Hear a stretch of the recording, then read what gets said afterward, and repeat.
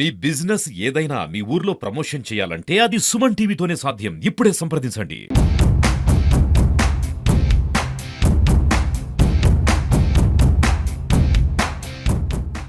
ఈ కూటమి ప్రభుత్వం వచ్చిన తర్వాత పులివెందుల మున్సిపాలిటీని చాలా చిన్న చూపు చూస్తూ ఉన్నారు.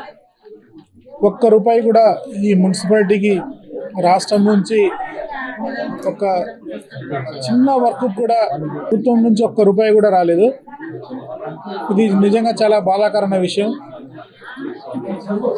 పులివెందులు కూడా ఆంధ్రప్రదేశ్లో ఒక భాగమే. ఇక్కడ కూడా పన్నులు కట్టే ప్రజలు ఉన్నారు. ఈ ప్రభుత్వం నుంచి ఎలాంటి స్పందన లేదనే ఉద్దేశంతో మా కౌన్సిల్ సభ్యులందరూ కూడా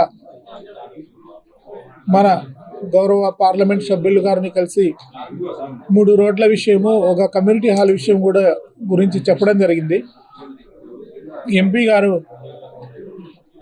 జగన్మోహన్ రెడ్డి సార్ని కలిసి పరిస్థితి వివరిస్తే జగన్మోహన్ రెడ్డి సారు వేరే రాష్ట్ర ఎంపీలతో మాట్లాడి దాదాపు 2.5 కోట్ల రూపాయలు ఇక్కడ శాంక్షన్ చేయడం జరిగింది.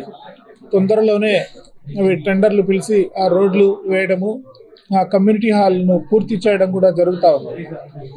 చాలా బాధాకరమైన విషయం.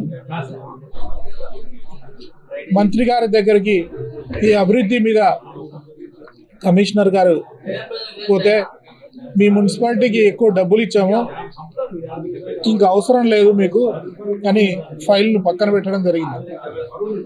చాలా పనులు అసంపూర్తిగా ఉన్నాయి. ఆ పనులన్నీ కూడా ఈ ప్రభుత్వం చేపట్టి పూర్తి చేస్తే సౌత్ ఇండియాలోనే బెస్ట్ మున్సిపాలిటీగా ఈ మున్సిపాలిటీ ఎంపిక అవుతుంది. దాంట్లో మళ్ళా డౌటే లేదు. Best and cleanliness corporation in India Indore corporation. ఆ ఇండోర్లో లేని ఫెసిలిటీస్ కూడా ఈ పులివెందుల్లో అప్పటి ముఖ్యమంత్రి జగన్మోహన్ రెడ్డి సారు ఇక్కడ పెట్టి దాని మీద దాదాపు 80% డబ్బులు కూడా ఖర్చు పెట్టారు. మిగతా 20% ఈ ప్రభుత్వం కేటాయించలేదు. దయచేసి ఈ ప్రభుత్వానికి కౌన్సిల్ తరఫున నా విజ్ఞప్తి ఏమంటే, మిగతా 20% వర్క్స్ కనుక అయిపోచేస్తే ఇది best municipality in Andhra Pradesh, best municipality in south ఇండియానే అవుతుంది. కాబట్టి ఈ ప్రభుత్వము దీని మీద దృష్టిని కేంద్రీకరించాలా. అట్లే ఈ లోకల్గా ఉన్న కూటమి నేతలు కూడా దృష్టి పెట్టి మిగతా పనులన్నీ పూర్తి చేస్తే చాలా బాగుంటుంది.